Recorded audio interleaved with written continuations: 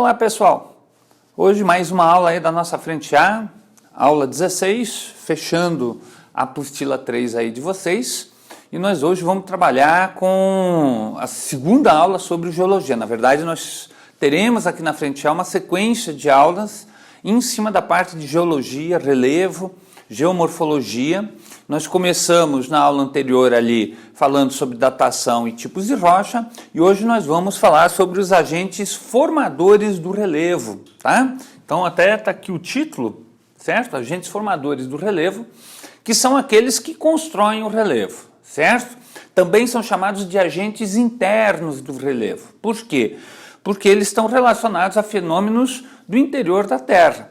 Basicamente três que a gente conhece bem: o tectonismo, que é o movimento das placas tectônicas; o vulcanismo, que é a atividade muito relacionada com as erupções vulcânicas, mas não é só isso, a gente vai ver nessa aula; e os abalos sísmicos, ou tremores de terra, ou vulgarmente conhecidos como terremotos. Todos eles são agentes internos do relevo. Quando eles se manifestam, nós estamos tendo o quê? Construção do relevo, tá bom? Bem, para a gente entender um pouquinho como é que eles funcionam, a gente é obrigado a entender um pouquinho a estrutura interior da Terra. Então a nossa primeira imagem aqui, certo? Diz respeito justamente às diferentes camadas da Terra. Vocês têm ali na apostila um desenho parecido com esse aqui. Basicamente são três camadas, certo? Com descontinuidades entre uma camada e outra, tá bom? Então as descontinuidades, que inclusive está ali na apostila de vocês, seriam essas faixas de transição de uma camada para outra, tá? Primeira camada, gente, é a mais externa, tá bom? Tá aqui, ó, no desenho bonitinho, que é a crosta terrestre. Então a crosta terrestre é a camada mais externa que nós temos, certo? É onde eu tenho rochas no estado sólido, é onde também agem os agentes internos e externos do relevo, e ele é dividido em duas camadas. O cial, que é a parte dos continentes, então toda a parte continental é formada de silício e alumínio. E o assoalho dos oceanos, que é o cima, que é formado de silício com magnésio. Tá? Essa camada ela é rígida, mas ela não é uma camada única, é bom lembrar isso. Ela está dividida em vários pedaços que nós chamamos de placas tectônicas e que nós vamos ver mais adiante nessa mesma aula. Tá? Essa camada ela está acima de uma outra, que é o chamado manto. Então o manto é uma camada bem maior do que a crosta, pode ver que a crosta é bem fininha, não passa de 40 a 50 quilômetros, certo? Já o manto são mais de 2.000 quilômetros de profundidade, de espessura que essa camada tem. Então a crosta está assentada sobre esse manto, que é formado pelo que nós chamamos ali, ó, de magma. Magma é rocha em estado pastoso. E esse estado pastoso, ele muda, tá? Ele pode estar com maior fluidez e menor fluidez conforme a temperatura. Então mais próximo à superfície, certo? Ele é mais sólido, ele é menos fluido. E mais no interior, por conta das temperaturas que aumentam, ele é mais líquido. Por conta disso, essa variação de temperatura faz com que a gente tenha aqui as chamadas correntes convectivas, certo? Essas correntes circulares seriam aí as responsáveis pelo movimento das placas na superfície, tá bom? Bem, a última grande camada é o núcleo, a maior dessas camadas. Ela tem quase 4 mil quilômetros de espessura e ela é dividida em dois pedaços, o núcleo externo e o núcleo interno. O núcleo externo é formado também por rocha em estado líquido. É bom lembrar que à medida que a gente vai sempre para o interior da Terra, as temperaturas aumentam. Então, se as minhas temperaturas já estavam em 2.000 graus no manto, aqui eu estou falando de temperaturas da superfície do Sol, 4.000, 5.000 graus. Então essa rocha está bem fluida, certo? Nessa camada do núcleo externo. Mas o núcleo interno não. O núcleo interno é formado, gente, como se fosse por uma esfera formada de níquel e ferro, que é o principal elemento que eu tenho nessa camada, certo? E que tem um movimento de rotação, só que no sentido contrário da Terra. Então, esse movimento do núcleo no sentido contrário, em relação à Terra, provoca a formação do que nós chamamos de correntes eletromagnéticas, tá? O campo eletromagnético do nosso planeta, que é muito importante para fazer o desvio dos chamados raios cósmicos, né? O conjunto de raios que parte do Sol, tá bom? Bem, entendida essa parte de camada, gente, nós temos aqui que trabalhar com uma questão importante que na litosfera ou crosta terrestre, como vocês puderam perceber, ela é dividida em placas. E essas placas meio que boiam em cima do magma. Então, você tem até na apostila isso aqui, que fala sobre o equilíbrio isostático, né? Então, esse equilíbrio isostático ele está presente, por exemplo, em um iceberg, em um barco, e o mesmo princípio está em relação aos continentes. Então, o iceberg, a gente sabe que ele tem mais a parte externa, né? É um pedaço, né, desse bloco de gelo que tem 3 vezes o seu tamanho para dentro do oceano, né? À medida que ele vai ocupando espaço nesse oceano, a gente sabe muito bem que forças contrárias vão justamente fazer com que ele flutue.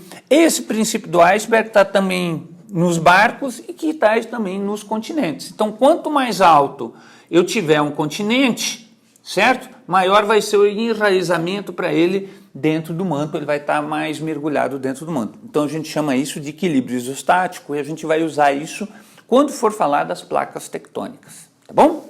Bem, falando em placas tectônicas, a primeira ideia a respeito delas surgiu, tá, a partir da observação da costa da América do Sul e da África por um meteorologista alemão chamado Alfred Wegener. Esse cara, ele fez um estudo comparando camadas rochosas dos dois lados do Atlântico e ele percebeu que realmente não era só a aparência de que um encaixava no outro. Realmente, em algum determinado momento, esses dois continentes estiveram juntos. Então, ele vai desenvolver uma teoria, primeiro, dizendo que a crosta terrestre não era uma camada contínua. Se acreditava nisso até 1912, quando ele publicou a teoria dele. Segundo, né, ele vai dizer que essas placas elas se mexem, elas se movimentam. Então o Wegener ele vai propor a teoria da deriva continental, que dizia o seguinte, né, que lá atrás, no Paleozoico, você teria uma única massa continental, que seria a Pangeia, certo? Quando nós chegamos na era dos dinossauros, ou seja, no Mesozoico, essa Pangeia se dividiu em 2 blocos, ao norte a Laurásia e ao sul Gondwana. E não parou por aí. À medida que o tempo foi passando, esses 2 supercontinentes se dividiram, tá bom, nos continentes modernos que nós temos, que são hoje 5, se você considerar a Europa e a Ásia, Eurásia, ou 6, se você considerar os 2 separados. Então, da Laurásia, né, segundo ele, teria surgido América do Norte, Europa e Ásia. De Gondwana, teria surgido América do Sul, África, Austrália, Antártida. E outros pedaços de Gondwana teriam se encaixado aqui na Ásia, a Índia e a Península Arábica. Tá? Bem, o pessoal ouviu essa teoria na época, a comunidade científica achou interessante, mas perguntaram para ele justamente como é que isso se dava, como é que isso ocorria, qual era o mecanismo ali envolvido. Ele não soube responder. Precisou aí, pelo menos, gente, mais uns 50 anos para se chegar à teoria, tá, da tectônica de placas, que hoje nós chamamos de tectonismo, certo? E se chegar à conclusão que realmente essas placas se movem, tá? Bem, o que seria o tectonismo, né? Ou movimento das placas tectônicas? Seria justamente o processo pelo qual eu tenho essas camadas, essas estruturas, né? Ou seja, essas massas continentais se movimentando na crosta terrestre devido ao quê? Às minhas correntes convectivas, tá? Segundo essa teoria, nós teríamos 2 movimentos principais, os horizontais, ou seja, as placas se movimentariam se afastando, se aproximando ou tendo um movimento lateral, e eu teria os movimentos tá?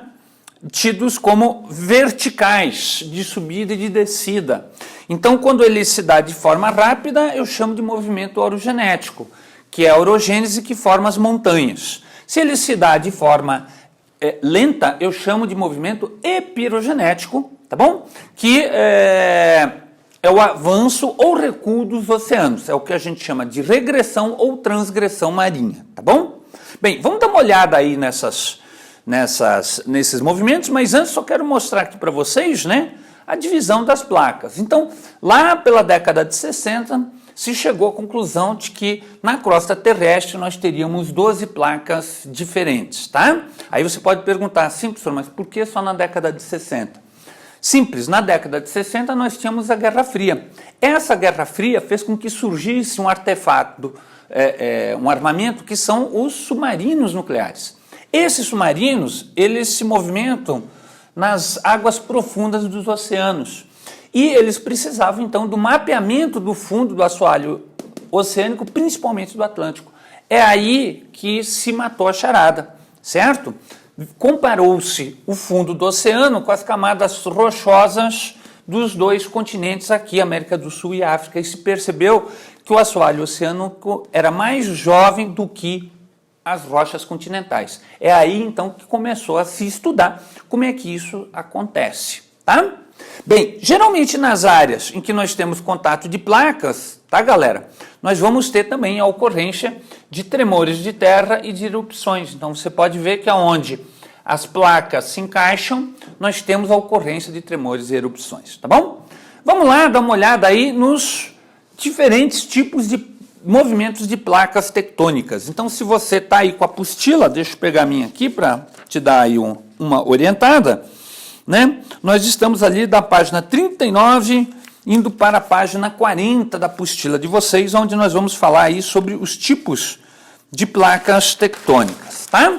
Então, aqui nós vamos tratar inicialmente aí dos movimentos horizontais que estão ali na apostila de vocês.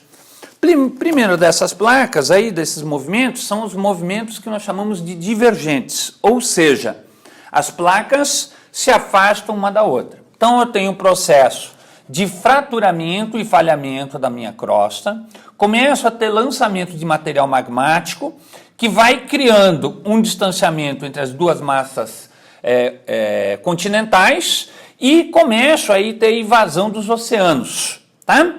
Posteriormente, esse lançamento de material, ele vai criar assoalho oceânico, como entre a América do Sul e a África, e nós vamos ter, então, as duas massas, que eram uma, separadas em dois continentes distintos. Essa parte central é chamada de dorsal oceânica, tá, gente? Então, ali nesse fundo do mar, eu tenho produção de assoalho oceânico e o afastamento. Quando eu estou no continente, tá seco, eu chamo de rift. Então, um grande exemplo de um rift, de uma região que está tendo esse processo inicial de fraturamento, falhamento e o início do distanciamento de duas metades é a África. Então, toda essa parte oriental da África está em processo de afastamento.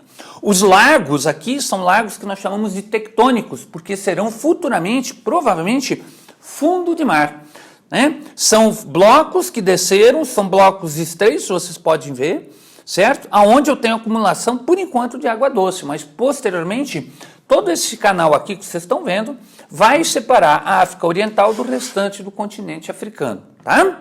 Bem, outro tipo de placa, gente, é aquela que nós encontramos aqui na região dos Andes, tá? Que é a placa de convergente de subducção. Então, eu tive placa divergente separa, placa convergente, as duas, então, vão se trombar. Então, eu tenho um mergulho aqui do continente por debaixo, do fundo do assoalho oceânico por debaixo do meu continente. Eu chamo isso aqui de placa convergente de subducção, certo? Então, uma placa oceânica chocando-se com uma placa continental. Forma dobramentos, fossas oceânicas e pode também formar grandes arquipélagos. Japão, Filipinas, Indonésia são formadas por placas convergentes de subducção. Aqui, gente, nós temos quando eu tenho uma trombada entre dois continentes. Eu chamo de placa convergente de obducção. Exemplo da onde isso acontece, Himalaia. Eu tenho de um lado aqui a Índia, do outro lado eu tenho a Ásia, né, a China. E dessa trombada, desse contato, tem o surgimento tanto do Himalaia como do Planalto do Tibete, tá? Bem, placa transformante, essa aqui já é um pouco diferente. Então nós vimos elas convergindo, elas divergindo, e agora nós vamos pegar a placa transformante, movimento lateral. Uma sobe, a outra desce. Tá? Aonde é que nós temos isso? É bem famosa a falha de San Andreas, lá nos Estados Unidos. Então tá aqui, ó. Essa falha é uma falha transformante. Então olha só, eu tenho a placa da Califórnia, um pedaço da Califórnia subindo e o resto, né, da placa americana, norte-americana, descendo. Então, provavelmente, em alguns milhares de anos aí pela frente, nós vamos ter toda essa região aqui, ó, da Califórnia, uma ilha separada em frente aos Estados Unidos, tá? Bem, galera, vamos dar uma olhada no movimento vertical. Então, eu falei para vocês sobre os movimentos horizontais e aqui os movimentos verticais. Então, quando eu tenho o processo de falhamento e fraturamento, eu posso ter movimento de blocos, certo? Bloco que sobe, bloco que desce. Que sobe eu chamo de horse, que desce eu chamo de graben. Pode estar associado com o movimento anterior que nós vimos, certo? Lembre-se ali das placas divergentes, né? O primeiro processo é essa movimentação de blocos, tá bom? Temos também um movimento vertical, certo? Mas de forças horizontais, que são os meus dobramentos. Então eu tenho um movimento, tá? Uma pressão exercida em cima da placa. Essa placa, ela tem uma plasticidade, ela não falha num primeiro momento, tá bom? E vai formar dobramentos. Esses dobramentos podem ser chamados de anticlinal, quando é o topo desse dobramento, e sinclinal, quando é a parte baixa desse dobramento. Dependendo da plasticidade da rocha, ou seja, da resistência dela, ela pode partir, ela não tem capacidade de ser justamente moldada e pode formar os movimentos de blocos. Então você tem aqui nesse desenho tanto o dobramento quanto o movimento de bloco aqui. No caso, formando uma fossa tectônica, que pode ser um lago no continente ou o fundo do assoalho oceano lá com 11, 10 mil metros de profundidade, tá bom? Bem, tá aqui um resumo, vocês têm um desenho desse parecido ali na apostila de vocês, certo? Se eu não me engano, vou pegar aqui para deixar direitinho para vocês. Vamos ver a página. É ali na página 42, se eu não me engano, vocês têm alguma coisa parecida. Não, não tem. Ó, isso aqui é bom, vou deixar daí no sistema lá para vocês terem um desenho a mais nesse sentido, tá?